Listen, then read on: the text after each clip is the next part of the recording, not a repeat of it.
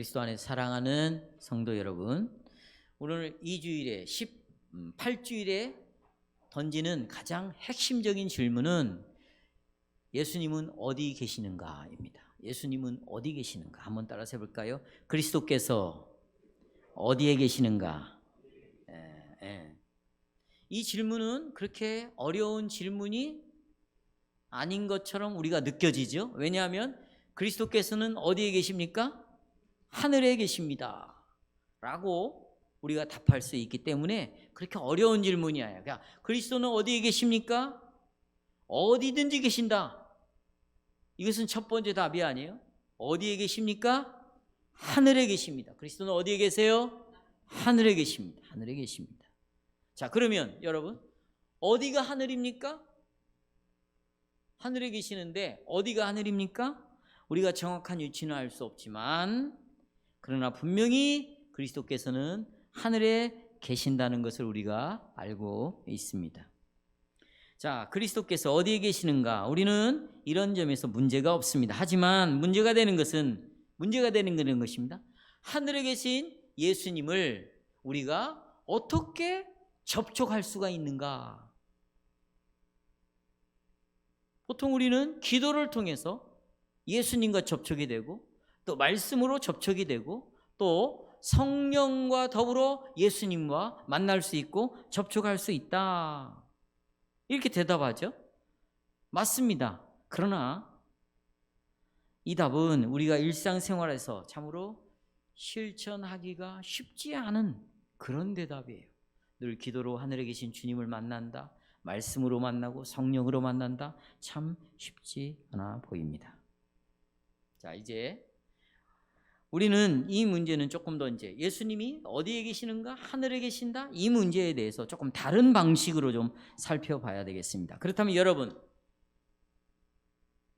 여러분은 그리스도를 어디에서 발견할 수 있습니까? 이건 참 중요한 질문이에요. 어디에서 그리스도를 볼 수 있어요? 만날 수 있습니까? 우리는 각자 자기가 다니는 교회에 오면 그리스도를 만날 수 있다고 다 말을 해요.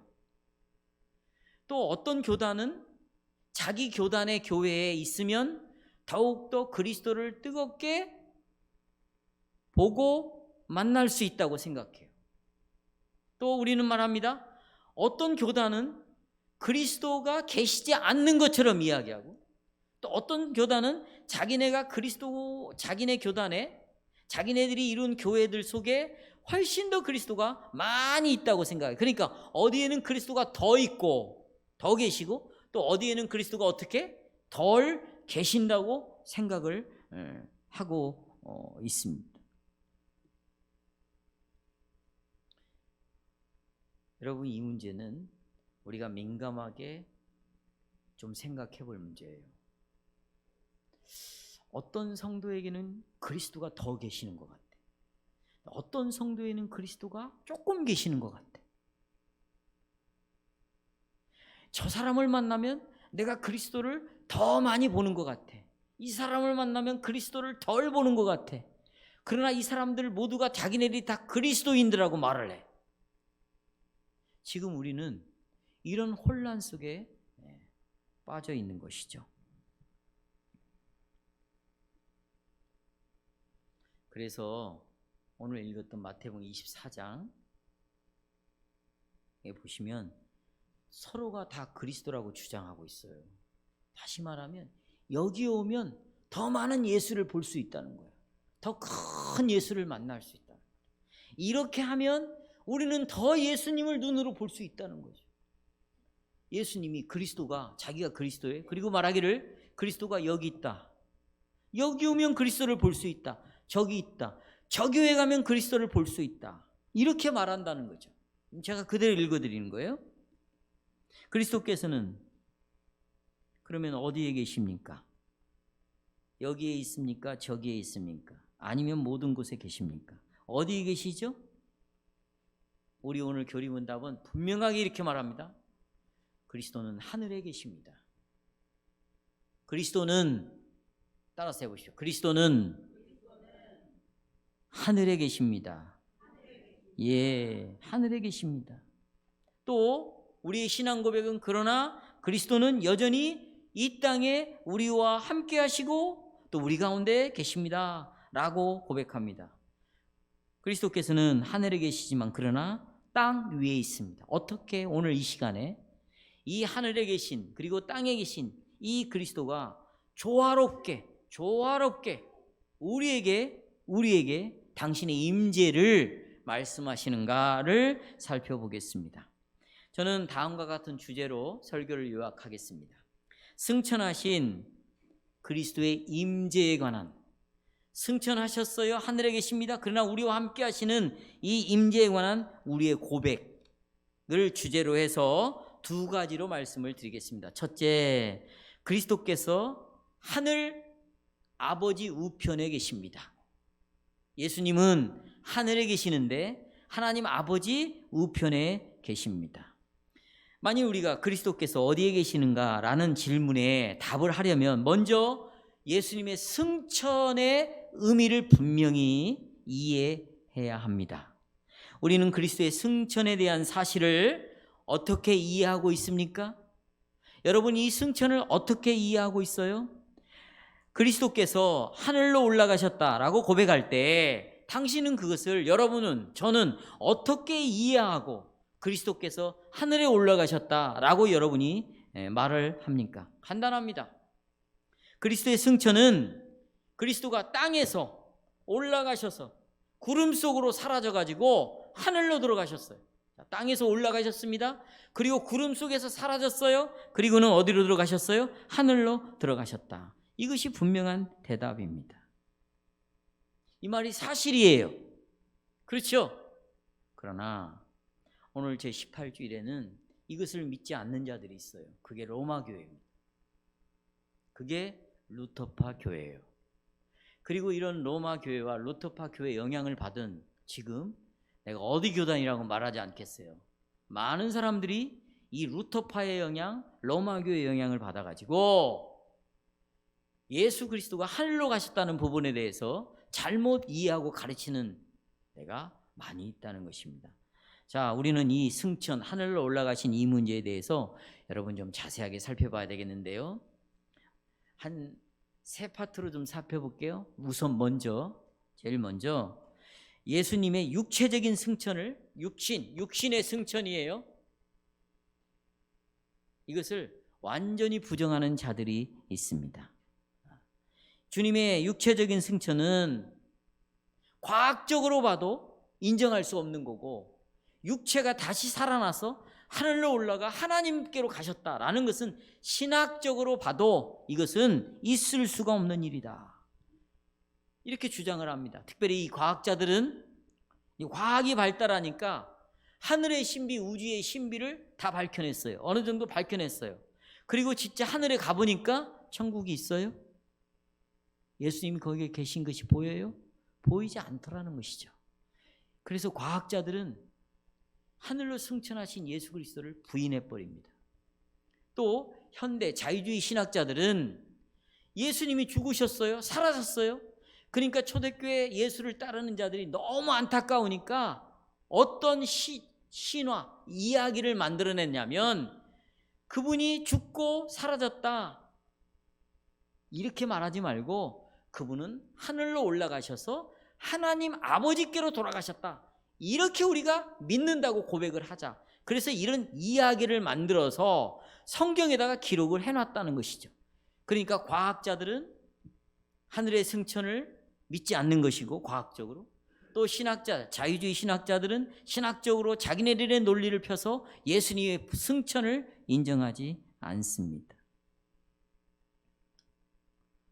로마 캐톨릭과 루터파 교회는 적어도 이런 부류에 속하지는 않습니다. 이들은 승천이 정말 사실이다, 그리고 그것은 정말 이 역사 가운데 실제로 일어난 일이라고 분명히 믿습니다. 이런 의미에서 여러분과 저처럼 일치를 하죠. 그렇죠? 일치를 합니다. 그렇다 하더라도 그들은 성경적인 입장을 가진 것은 결코 아닙니다. 성경대로 믿는 건 아니다. 주님이 분명히 역사적으로 승천하셨다. 죽으시고 부활하시고 하늘로 올라가셨다. 그걸 믿는다. 여기는 우리 똑같아. 그러나 이들이 말하는 내용을 보면 과연 성경을 따라서 그렇게 내용을 이야기하고 있는가? 그건 아니라는 것이에요. 왜냐하면 이들은 그리스도께서 이 땅 위에서 계속해서 육신의 몸을 가지고 지금도 이 땅에 있다는 것입니다. 그렇게 주장하는 게 로마 캐톨릭이에요. 그러니까 보세요. 로마 캐톨릭은 이 육신이 부활 승천해서 하늘로 올라가셨다. 그것도 믿어요. 그러나 그 육신은 지금 하늘에만 있는 것이 아니라 이 땅에도 있다는 것입니다. 그래서 떡을 먹을 때 입 안에서 뭘로 바뀌어지냐면 예수님의 육신의 살로 바꿔진다는 거예요. 입 안에서. 그걸 화채설이라고 그래요. 화자는 되어진다, 채는 몸체예요. 그러니까 내가 떡을 먹는 순간 예수님의 몸으로 바꿔지는 거죠. 또 포도주를 마시는 순간 그것이 예수님의 피로, 실제 피로 이게 바꿔진다는 것이에요. 그래서 떡과 포도주를 마실 때마다 예수님이 그때마다 나의 희생 제물이 되어가지고 내가 먹을 때마다 예수님이 살로 바꿔지고 먹을 때마다 피로 바꿔지고 그때마다 예수님은 다시 속죄 제물로 죽으신다. 이렇게 그들은 믿고 있는 것입니다. 루터교는 로마 캐톨릭과는 좀 달라요. 조금 멀리 떨어져 있습니다. 그들은 이렇게 말합니다. 로마 캐톨릭은 루터교는 여기 혹시 루터교처럼 믿는 사람이 있을 수 있어요? 예수님은 영적으로 떡과 포도주에 함께 하신다는 거예요. 그러니까 육신으로 함께 하는 게 아니라 영적으로 함께 하신다는 거죠. 그러나 루터교는 이렇게 말합니다. 우리는 절대로 그리스도의 인성, 몸을 가진 인성과 또 신성을 나누면 된다, 안 된다. 절대로 나누면 안 된다는 것이에요. 나누면 분리시킬 수 없기 때문에 그리스도께서는 또한 떡과 포도주에 육체적으로 함께하고 있다. 그러니까 이 떡이 진짜 예수님의 살로 그리고 포도주가 예수님의 피로 변하는 것은 아니지만 육체적으로 이 떡과 포도주 가운데 안에 함께 계신다는 것입니다. 영적으로 계시지만 분리될 수 없으니까 육신도 함께하고 있다. 비록 우리가 로마 캐톨릭과 로마 교회들의 입장 차이가 조금 차이는 있습니다. 있지만 결과는 동일해요. 똑같아요. 어떻게? 그들 모두는 그리스도는 육체적으로 이 땅에 함께 하시고 육체적으로 계속해서 우리와 함께 하신다. 따라서 떡과 포도주 안에서 예수님이 육체와 영혼이 함께 예배와 경배를 받으신다라는 것입니다. 근데 여러분, 교리문답이 그리스도께서 제자들이 보는 앞에서 하늘로, 이 땅에서 하늘로 올라가셨다고 말할 때 우리 교리문답은 이런 정통 기독교나 루터파들이나 아니면 자유진영에 있는 자들이나 아니면 로만 캐톨릭에 대항하여 매우 강력한 입장을 우리 교리문답에다 지금 기록을 해놨습니다. 우리 교리문답은 그리스도께서 하늘로 올라가셨다. 여기에 주목해야 돼요. 이 형식에 우리가 주목을 해야 됩니다. 그리스도는요, 몸만 있는 분이 아니에요. 영혼만 있는 분이 아니에요. 몸과 영혼이 결합하여 완전한 인격체로 계시는 독특한 인격을 가지고 계시는 분입니다. 그분은 몸과 영혼을 가진 완전한 사람이었고 이 땅 위에서 살과 피를 가진 몸으로 사셨고 또 죽은 자들로부터 분명히 몸이 부활하셨습니다. 그러나 그분은 영광스럽게 되셨어요. 어떻게? 하늘로 올라가셨어요. 뭐가요? 몸이 올라갔어요. 분명히 몸이 올라가셨습니다. 불멸하십니다. 그분은 더 이상 이 몸이 죄의 결과들의 지배를 받지 않습니다. 예를 들어서 이 예수님의 몸이 아프다든지 배고프다든지 이런 죄의 결과들의 영향을 받지 않는 몸이 되었습니다. 그분은 땅에서 분명히 하늘로 올라가셨어요. 교리문답은 이 사실을 증거하기 위해서 승천 사실에다가 뭔가를 하나 더 하는데, 추가하는데요, 이렇게 말합니다. 여기 보세요. 그리스도께서는 제자들이 보는 앞에서 이 땅으로부터 하늘로 오르셨습니다 라고 지금 고백하고 있습니다. 제자들은 그리스도께서 영만 올라가는 걸 보는 게 아니에요. 뭐 또 올라갔어요? 뭐 또? 몸도 올라갔어요. 자, 여기 집중하세요. 영만 올라가게, 제자들이 보니까 몸도 올라갔어요. 몸과 영혼이 같이 올라갔단 말이죠. 의문의 여지가 없어요. 만일 여러분들이 이 제자들에게 예수님이 어디에 계십니까? 이렇게 질문하면 야단 맞을 거예요. 그 제자들은 이렇게 말할 거예요. 이 제자들은 당신 지금 무슨 의미로 나에게, 사도인 나에게 그런 질문을 합니까? 분명히 사도들 앞에서 예수님은 몸과 영혼이 함께 올라갔다고 우리가 그렇게 여러분에게 증거하고 있지 않습니까? 사도의 말을 믿어야지 무슨 말을 믿는단 말입니까? 이렇게 우리를 야단칠 수도 있어요. 따라서 만약 우리가 볼 수 있는, 우리가 눈으로 볼 수 있는 인격체로서 몸과 영혼이 같이 결합되어 있는 이런 주님을 보려고 한다면 어디에서도 예수님을 볼 수 없습니다. 어디에서도 예수님을 볼 수 있다 없다? 만약에 내가 예수님을 봤다? 내가 예수님의 음성을 들었다? 이건 출교를 당할 만한 이단의 교리입니다. 지금 분명히 예수님은 제자들이 보는 앞에서 몸과 영혼이 올라가셨는데 그 예수님을 내가 봤다는 거예요. 눈으로 볼 수 있는 그런 예수님을 내가 봤다는 것은 이건 출교당할 만한 이단이에요. 이런 일은 있을 수가 결코 없습니다. 또 이런 신학적으로 특별히 영성 신학을 하고 무슨 신령한 무슨 주님과의 그 임재를 경험하고 싶어하는 사람들이 이런 영성 신학의 교리를 만들어 가지고 예수님을 볼 수 있고 만날 수 있는 것처럼 가르친다면 이들은 예수님을 우상처럼 섬기는 우상 숭배자들입니다. 왜냐하면 그리스도께서는 분명히 우리가 눈에 보이게, 우리가 분명히 인식할 수 있도록 몸과 영혼이 함께 어디로? 하늘로 승천하셨기 때문입니다. 따라서 그리스도께서 하늘에 계신다는 것은 의심할 여지가 없습니다. 그러나 그리스도께서는 단순히 일정 기간 동안만, 영원히 계시는 게 아니라 일정 기간 동안만 하늘에 머물러 계시는 것이죠. 그래서 46문답을 보시면 보세요. 산자와 죽은 자를 심판하기 위하여 다시 오실 때까지 그분은 어디에 계셔요? 하늘에 계신다. 하늘에 계신다. 그래서 이 산자와 죽은 자를 심판하러 오시기 전까지는 각주야, 심판하러 이 땅에 오시기 전까지는 어떤 형태로도 우리는 예수님을 눈으로 볼 수도 없고 우리가 뭐 할 수도 없고 만날 수도 없고 만질 수도 없고 음성을 들을 수도 없다. 이게 여러분 중간 단계인 거예요. 예수님이 승천하시고 다시 심판하러 오실 때까지만 어디에 계시다고요? 하늘에 계시니까 이 중간 단계 동안은 하늘에 계십니다. 승천에서 재림까지죠. 그래서 그리스도께서 승천하실 때 내가 너희들을 다시 심판하러 만나러 이 땅에 오겠다라고 우리에게 약속을 해주신 것이죠.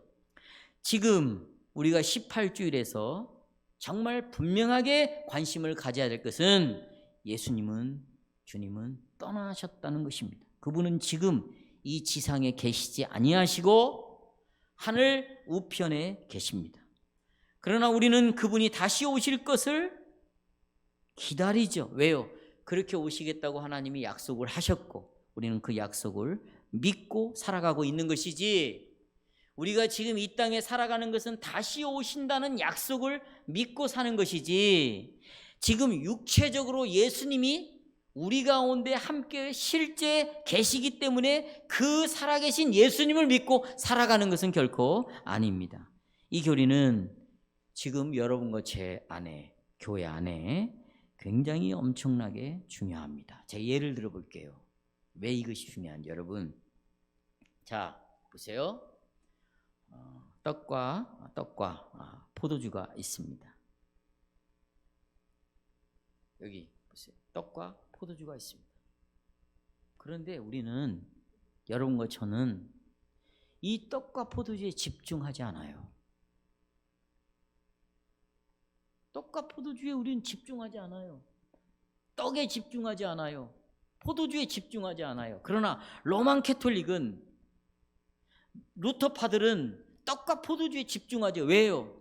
로마 캐톨릭은 떡 안에 누가 계셔? 지금 육체적으로 살아 계셔. 그래서 떡을 먹는 순간 살로 바뀌어요. 루터파도 마찬가지예요. 그 정도까지는 아니지만 영적으로 함께 하시지만 육체적으로 함께 한다. 어떻게? 떡 옆에, 떡 아래, 떡 위에 예수님이 실제로 함께 한다는 거예요. 그들은 떡에 집중하죠. 그러나 우리는 보세요. 하늘로 올라가셨습니다. 그래서 우리는 이 떡과 잔에 집중하지 않습니다. 왜요? 이 물질 안에 육체로 예수님이 함께하지 않고 그분의 육체는 어디에 계시니까. 그래서 우리의 마음을 들어 올려서 떡과 포도주에 집중하는 것이 마음을 들어 올려 하늘 보좌 우편에 계시는 누구를 바라보며 성찬에 참여하는 거예요? 주님을 바라보며 성찬에 참여하는 거죠. 예수님이 여기 계시지 않으니까. 그래서 우리는 위의 것을 바라봐야 돼요. 예수 그리스도께서 계신 곳, 어디? 아버지 우편에 계신 곳인, 우리가 성찬을 하면서도 어디를 바라보는 거예요? 하늘을 바라보는 거예요. 하늘을. 눈으로 하늘을 바라보면 보이는 게 마음을 들어 올려서 하나님이 육체적으로 함께 하신 하늘 보좌 우편을 우리가 바라보는 것이죠. 우리는 영광 중에서 하늘로부터 오실 우리 주 예수 그리스도를 기다리는 것이죠. 그래서 마태복음 24장에 예수님께 제자들에게 이런 교훈을 했어요. 제가 읽어드리겠습니다. 그때 사람이 너에게 말하되 보라 그리스도가 여기 있다, 그리스도가 저기 있다 해도 믿지 말라. 거짓 그리스도들과 거짓 선지자들이 일어나 큰 표적과 기사를 보여 할 수만 있으면 택하신 자들도 미혹하게 하리라. 보라 내가 너희에게 미리 말하였도다. 그러면 사람들이 너희에게 말하되 보라 그리스도가 광야에 있다 해도 나가지 말아라. 육체적으로 눈에 보인다. 광야 가면 예수님이 보인다는 거예요. 만날 수 있다는 것이에요. 골방에, 내가 기도하는 골방에 가면 예수님을 만날 수 있다는 거예요. 있다 해도 믿지 말아라. 번개가 동편에서 나서 서편까지 번쩍인같이 인자의 임함도 그러하리라. 그러니까 성도 여러분, 우리는 그리스도를 찾기 위해서 어디에도 나가지 않아야 돼요. 골방에도 가면 안 돼요. 광야에도 가면 안 돼요. 여기 있다 저기 있다. 거기에 가면 될까요? 안 될까요? 안 되죠. 그러면 그리스도는 어디에 계셔요? 우리를 두신 그리스도의 신실한 교회 안에 우리는 머물러 있어야 돼요. 어디 안에 머물러 있어야 돼요? 교회 안에 머물러 있어야 됩니다. 왜냐하면 이유가 있어요. 그리스도께서는 하늘로 올라가셨지만 하나님이, 예수님이 정하신 때에 영광스러운 방식으로 다시 이 땅에 오실 것이기 때문에 우리를 두신 교회 안에 있는 것이죠. 그때 주님이 다시 재림하게 되면 그때는 우리가 눈으로 볼 수 있는 모습으로 오셔요. 왜요? 육체 없이 영혼으로만 오시는 거예요. 육신과 영혼을 가진, 신성과 인성을 가지신 모습으로 오니까 주님이 재림하실 때 우리는 두 눈을 똑똑히 그분의 재림의 모습을 볼 수 있는 것이에요. 그 전까지는 우리를 두신 교회 안에 우리가 신실하게 교회 생활을 하고 있어야 된다는 거죠. 따라서 항상 우리 마음을 그리스도께서 하나님 아버지 우편에 계시는 그로 위로 향해야 할 것입니다. 그리스도께서 하늘에 계시기 때문에, 그리스도께서 어디에 계셔요? 하늘에 계시니까 우리는 어디에서든지 주님을 바라볼 수 있는 거예요. 어디에서든지 그분을 찾을 수 있는 거예요. 어디서든지 우리는 그분을 부를 수 있는 거예요. 왜? 이분이 어디에 계시니까, 하늘에 계시니까 우리의 믿음으로 우리의 마음을 들어 올려 그리스도를 볼 수 있고 그리스도를 찾을 수 있고 그리스도를 만날 수 있는 거예요. 그분은 어디 움직이시는 분이 아니야. 하늘 보좌 우편에 계신다. 그렇기 때문에 우리는 그럴 수 있습니다. 우리는 더 이상 땅 위에 어디에도 주님이 계시는 특별한 장소는 존재하지 않습니다. 어디 기도원에 가면 거기에 특별히 예수님이 계셔서 우리가 예수님을 만날 수 있다. 어떤 사람에게 가면 그분은 특별한 능력이 있어서 그분에게 가면 내가 그리스도를 만날 수 있다. 그런 특별한 장소는, 거룩한 장소는 존재하지 않습니다. 그래서 예수님이 이렇게 말했어요. 너희가 이제는 신령과 진정으로 예배를 드리라고 그랬어요. 신령과 성령과 하나님의 말씀으로 예배를 드리라는 것이요. 왜요? 예수님은 땅 위에 계시기 때문에, 하늘에 계시기 때문에 너희가 진리로 그분을 만날 수 있고 성령으로 그분을 만날 수 있는 것이지, 그래서 특별한 장소, 거룩한 장소, 주님을 만날 만한 특별한 교단, 특별한 교회, 그런 건 존재하지 않는다.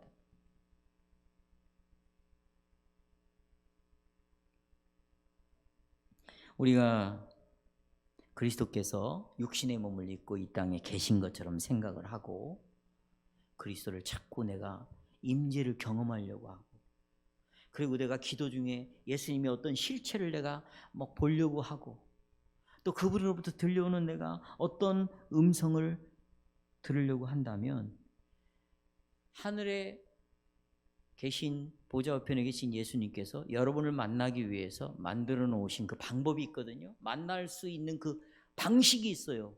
이 방식을 여러분이 잃게 될 것이에요. 이해하시겠어요? 특별히 살아계신 예수님을 보려고 그래. 만나고 싶어. 접촉하려고 해. 그래서 여러분이 뭔가를 자꾸 만들어. 내가 이렇게 하면 주님이 보여. 그걸 관상기도라고 해요. 심각하죠. 지금 교단에 이 관상기도가 아주 심각합니다. 그런 식으로 여러분이 주님과 접촉하려고 한다면 원래 하늘에 계신 예수님이 여러분과 만나기 위해서 만들어 놓은 그 교제의 방식이 있는데 이걸 여러분이 잃게 된다. 그런 것입니다.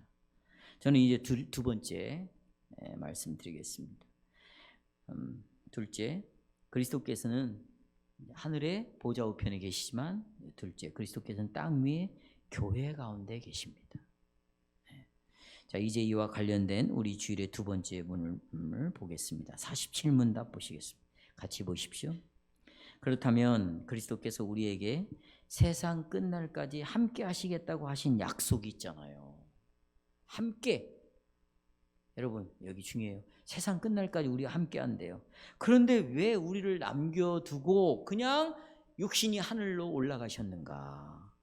그러면 육신이 올라가면 우리가 예수님의 얼굴을 볼 수가 없잖아요. 그렇죠? 예수님은 못 봐. 그러면 우리는 어떻게? 홀로 남게 되고, 그럼 우리는 불안하게 되고 걱정이 생기게 되고, 그러면 예수님이 하신 수많은 약속들, 그리고 내가 신앙생활 하는데 얼마나 지금 불안하게 신앙생활 하는데 그분이 눈에 보이지 않으니 얼마나 우리가 힘들게 예수를 믿겠어요. 마치 어린아이가 갑자기 자기 눈앞에 육신을 가지고 있는 엄마가 보이지 않으면 난리가 나는 거죠. 길바닥에 앉아서 막 우는 거예요. 엄마를 부르짖고 찾고 우는 것처럼. 아니, 세상 끝날까지 우리와 함께 하신다고 약속했으면 우리가 얼마나 연약하고 우리가 얼마나 주님의 도움을 필요로 할 때가 많은데 그 주님이 우리 옆에 있지 않냐고 그냥 올라가셨으면 얼마나 우리가 불안하겠는가, 이런 생각이 들지 않겠어요? 맞죠, 여러분? 그러니까 하늘에 계신 예수를 자꾸 끌어내리는 거예요. 눈에 보이게 하려고 하는 거예요. 이것이 금송아지의 사건이었습니다. 그래서 우리는 나름대로요, 주님이 지금 나와 함께하고 있다는 체면을 거는 거예요. 어떤 방식을 만들어내는 거예요. 어떤 방법을 만들어내는 거예요. 그래서 그 방법을 가지고 주님이 자기와 함께 있음을 자꾸 느끼려고 하는 거죠. 제가 말씀드리잖아요. 이런 행위 자체는 출교를 당할 만한 이단적 교리를 갖고 있다. 이건 이미 로만 캐톨릭의 생각을 갖고 있는 거고, 이미 기독교 역사 가운데 루터파가 이 성찬에 대해서 다 잘못됐다고 정죄하고 있는 그 정죄, 그들과 같은 예수님을 이해하고 있는 거예요. 특별히 승천 문제에 있어서. 우리는 하늘에 계신 육신이 이미 올라가셨어요. 그분을 우리는 끌어낼 수가 없어요. 끌어내서도 안 되고요. 그렇죠? 비록 그러나 그리스도께서 하나님 보좌 우편에 계셔요. 그걸 끌어낼 수가 없어요. 우리와 함께 할 수 없어요. 그러나 여전히 이게 중요합니다. 이 땅에 우리와 함께 계신다는 사실. 여전히 어디에 계세요? 이 땅에 계십니다. 근데 여기서 여러분, 백안교 성도 여러분, 여기서 중요한 것이 있어요. 예수님이 지금 여기에 우리와 함께 하신다고 할 때, 이전에 과거에 예수님이 육신의 몸을 입고 이 땅에 계신 것처럼 지금도 육신의 몸을 입고 우리와 함께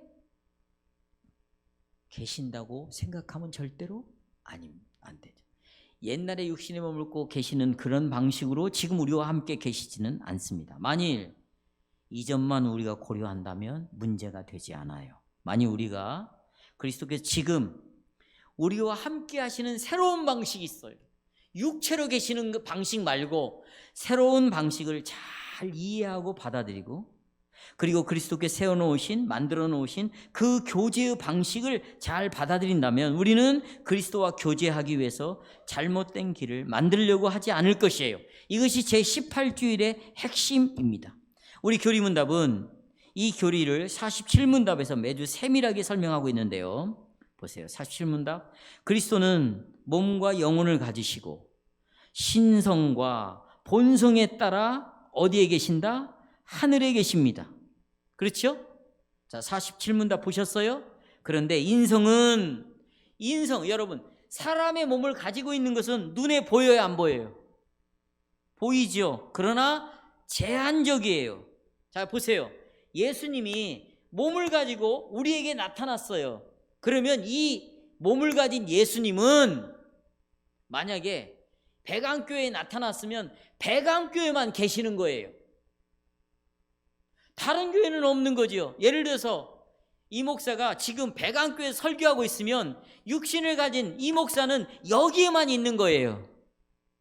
예수님이 몸을 가지고 하늘로 올라가셨어요. 보좌 우편에 계세요. 그러면 예수님은 인성으로서는 어디에만 계시는 거예요? 하늘에 제한적으로 계시는 거예요. 땅에는 있을 수가 없습니다. 이 몸이 막 하늘로 갔다가 땅으로 갔다, 그럴 수 없어요. 여러분, 지금 여러분 신자들이 여기 몇 명인데, 그럼 예수님의 몸이 60개, 70개, 80개로 찢어져 가지고 여러분과 함께 한다는 말이에요? 그럴 수는 없잖아요. 그러나 육신은 이렇게 제한적이어서 한 곳에 계시지만, 그러나 그분의 신성은 하나님 되심은 제한을 받지 않습니다. 어디든지 계시는 것입니다. 그래서 47문답에 보시면 신성과 위엄, 은혜와 성령으로는 그리스도께서 결코 우리를 떠나 계시지 않습니다. 얼마나 감동적입니까? 지금 이 교리문답의 내용은 시편 139편을 생각하게 해요. 그리스도께서는 신성으로 우리를 결코 떠나지 않아요. 하늘에도 계시고 땅에도 계시고 바다에도 계시고 어디에 가도, 음부에 가도, 지옥 음부에 가도 예수님은 어디에, 거기도 계시는 거예요. 뭘로? 몸으로 계시는 거예요? 신성으로 계시는 거예요? 신성으로 계신. 그러니까 우리가 성찬의 떡과 잔을 마실 때도 육신의 몸은, 인성으로는 여기 계시지 않지만 신성으로는 여기에 함께 하시는 것이죠. 바로 이런 의미에서 그리스도께서는 지금 여기에 우리와 함께 하십니다. 특별히 육신으로 함께 하시는 것이 아니라, 보세요, 그리스도께서 하신 일로 함께 하세요. 오늘 그리스도께서 자기가 벌거벗겨졌죠. 그리고 우리가 구원의 옷을 입었죠. 이건 예수님이 하신 일이에요. 바로 이런 일로 오늘 예수님은 우리와 함께하고 있는 거예요. 맞다, 이렇게 말씀하시죠. 말씀을 통하여 내가 벌거벗겨짐으로 저주를 받았다, 내가 죄를 짊어짐으로 벌거벗겨졌다, 심판을 받게 됐다. 그건 너희를 위한 거다. 어떤 너희를 위해? 너희들의 의의 옷, 의의 갑옷을 입히게 하여 내가 그렇게 저주를 받음으로 너희가 벌거벗겨짐으로 축복을 받았다. 이렇게 말씀으로 그 일로 우리와 함께 하실 때, 우리 오늘 예수님 우리와 함께 하심으로 우리는 이 사실을 아멘으로 받아들이는 거죠. 또 주님이 보세요, 여러분의 일상생활 가운데서 신성으로 섭리하고 계십니다. 예수님이 허락 없이 이루어지는 일은 없어요. 모든 것이 하나님 아버지가 예수를 통해서 허락하신 일이니까 여러분의 일 속에서도 특별히 하나님의 예수님의 섭리와 통치 가운데 그리스도의 유엄이, 그리스도의 왕되심이, 그리스도의 머리 되심이, 내가 지금 어려운 고난, 힘든 고난, 이해할 수 없는 상황에 놓여 있어도 그리스도가 왕으로서 그 유엄을 나에게 이 땅에서 나타내시는데 어떻게? 나를 다스려 나가시는 거죠. 뭘로? 말씀으로, 또 성령으로. 아멘. 그리스도는 여러분 그렇습니다. 인성이 아니라 신성과 성령적인 방식으로 우리와 함께 하십니다. 여러분은 루터파 이야기를 좀 하겠어요. 여기에 반응해서 우리가 이렇게 지금 반응을 하잖아요. 이렇게 고백을 하잖아요. 여기에 반응해서 무엇이라고 말하는지 그들의 주장을 좀 알아야 되겠어요. 우리는 이미 벨직 신앙 고백서를 통해서 우리는 이미 다 배웠습니다. 그들은 우리를 굉장히 공격적으로 말합니다.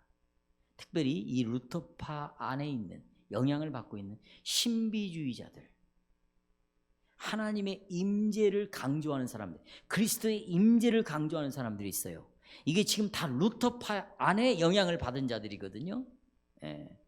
이들은 우리를 공격합니다. 보세요. 그들은 이렇게 말하죠.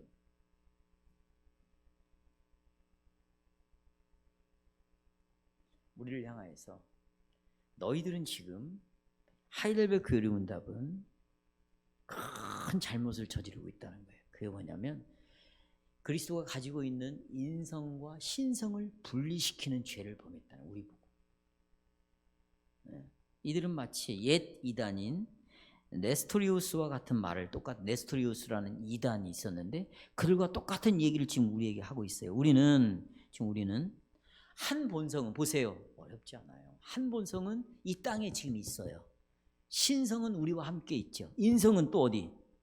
하늘에 있다고 말하는 반면에 이 루터파들은 두 본성이 함께 있어야 된다는 거예요. 절대로 분리되면 안 된다는 거예요. 함께. 이 육신과 신성, 인성과 신성이 절대로 나눠지면 함께 어느 곳에 있다는 거예요. 이게 루터파거든요. 이게 레스리우스 이단이 초대교회 때 주장했던 건데요. 보세요. 이런 주장을 우리가 지금 받아들이고 있다. 많은 사람, 특별히 기도하는 사람들, 신령하다고 하는 사람들, 하나님의 예수님의 임재를 경험하고 싶어하는 사람들. 그래서 이 사람들은 자기네의 특별한 방식으로 육신과 영혼을 가지고 계시는 주님을 만날 수 있다고 가르치고 있다. 우리하고 차이가 있는 것이죠. 그러나 48문답에서 이 주장을 거부해요. 답을 보세요. 48문답. 두 본성이 하나로 함께 있는 것이 아니라 제한을 받지 않고 어느 곳에서나 있을 수 있는 그리스도의 신성은 인성의 경계를 뭐한다? 초월해요. 초월해. 신성은 우리의 인성을 넘어서는 거죠. 그렇죠? 그래서 육체에 따르면, 여러분 보세요. 이건 인성을 따르면, 육체에 따른다는 것은 인성에 따르면 그리스도는 하늘에 계시는 거죠. 신성에 따르면 그리스도께서는 지금 우리와 함께 어디에 계시는 거고? 땅에 계시는 거죠. 그러니까 우리는 인성과 신성이 마치 분리된 것처럼 말하는 거예요. 실제로 인성과 신성이 분리되어 있는 거예요. 인성은 하늘에 계시는 거고 신성은 어디에 계시니까? 여기에 있으니까 이 분리가 영원토록 분리되는 거예요? 잠시 동안 분리되는 거예요? 뭐 할 때까지? 이 땅에 뭐 할 때까지? 죽은 자와 산 자를 뭐 할 때까지? 심판하러 오실 때까지만 그렇게 있는 거예요. 근데 이들은 그 꼴을 못 보는 거지. 이 중간 단계에 또 육체와 영혼이, 신성과 인성이 함께 있어서 어느 곳에 예수님이 계신다고 생각을 하고 있고, 그래서 맘만 먹으면 신령한 뭔가가 있으면 이 예수님 직접 보고 만나고 음성 다 들을 수 있다고 생각을 하는 거예요. 여기에 지금 한국교회는 유혹을 받고 있어요. 예수를 잘 믿고 싶다. 깨끗하게 믿고 싶다. 정말 주님과 가까이 가까이 믿고 싶다. 이런 사람들은 이 네스토리우스 이단에 다 빠져 있다. 그걸 기독교 영성이라고 말하는데 그건 정말 위험한 것이에요. 혹시 그런 사람이 있다면 여러분이 가서 잘 지적해 주셔야 되고, 그게 아니라고 설명해 주셔야 되려면 오늘 지금 이 승천의 교리를 분명히 여러분이 가지고 있어야 된다는 것입니다. 그렇습니다. 우리는 여기서 의문이 생깁니다. 의문이 생겨요. 들어보십시오. 왜 그리스도께서는 육체적으로 하늘로 올라가셨는가? 아니 그냥 이 땅에 계시지 왜 올라가셨어요? 두 가지 이유가 있죠. 승천은 높아지신 거죠. 이제 뭐 하셨어요? 여러분, 이 땅에 죽기까지 그분이 낮아지셨잖아요. 어느 정도로 벌거벗게 됐잖아요. 그런데 이제 이 주님의 뜻을 이루었기 때문에 무슨 일이 남았냐? 높아지시는 일이 남아 있습니다. 따라서 더 이상 그리스도께서는 육신을 가지고 이 땅에서 행하실 일이 없어요. 그래서 육체를 가지고 이 땅에 있을 이유가 없어요. 구원을 완성했습니다. 그렇죠? 그러니까 이제 일은 다 끝낸 거예요. 더 이상 이 땅에 있을 이유가 없는 것이요. 땅에 머물러 있어야 될 이유가 없어요. 그러므로 이제 하늘의 영광스러운 하나님 아버지의 품으로 다시 돌아가시는 거예요. 그래서 승천을 하신 것이죠. 동시에 이제 보세요. 일을 다 끝냈습니다. 구원을 완성했어요. 여러분에게 의의 옷을 입혔어. 완성했어요. 다 끝났어요. 할 일이 없어. 그러니까 아버지가 아들을 다시 불러들이는 거예요. 그리고 그 아들의 영광스러움을 다시 높여주는 거죠. 그런데 이제 예수님이 그러나 동시에 이제 그리스도의 지상사역은 새로운 차원으로 접어들었어요. 이 지상사역, 예수님이 지금 올라가셨어요. 그리고 이 땅에서의 예수님의 지상의 일들은 다른 차원에서 예수님은 이 땅에서 일을 하시는 거죠. 전에는 보세요, 여러분, 우리를 죄에서 건져내기 위한 사역을 했잖아요. 그러기 위해서 육신의 몸을 입고 왔어. 이 일을 끝냈어. 그러니까 올라가셔야지. 그러나 이제 나머지 지상사역이 남아있어요. 이 사역은 구원을 이루기 위하여 십자가에 죽기 위하여 사역이 남아있는 것이 아니라 이제 우리의 중보자로 사역을 하시는 거예요. 우리의 뭘로요? 중보자로. 하늘보좌 우편에서 우리를 위해서 계속해서 중보해 주시고, 우리가 범죄할 때마다, 죄를 지을 때마다 옆에서 아버지께 호소하는 거. 아버지, 저 내 자녀가 죄를 짓고 있지만 저게 의의 옷을 입었습니다. 내 자녀가. 내가 벌거벗음으로 우리 자녀들이 새로운 옷을 입었습니다. 계속해서 중보해서 여러분으로 하여금 이 죄로 인하여 하나님 앞에 나가는 길이 막히지 않도록 지금도 여러분을 위하여 탄식하며 기도하고 있다. 탄원하고 있어요. 아멘. 이 일을 지금, 그러니까 완전히 사역이 다른 거지 이제는. 뿐만 아닙니다. 그분이 올라가면 성령을 보내셨어요. 그렇죠.